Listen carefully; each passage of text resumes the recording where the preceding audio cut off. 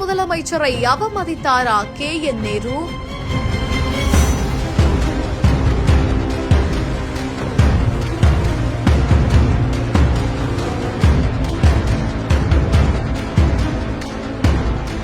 மாநாட்டின் மொத்த பொறுப்பையும் கையில் கொடுத்தும் மேடையிலேயே நடந்த அதிர்ச்சி செயல். சட்டென மாறிய முதலமைச்சரின் முகம்.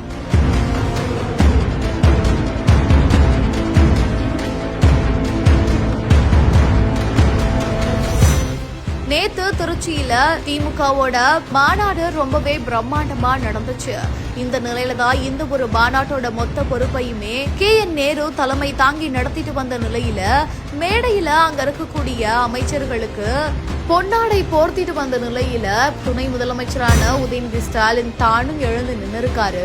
இருந்தாலுமே KN நேரு அவரை அப்படியே விட்டுட்டு அடுத்த ஆளுக்கு பொன்னாடைய போட்டிருக்காரு. உடனடியா துணை முதலமைச்சர் மற்றும் முதலமைச்சரோட முகம் மாறி இருக்குது.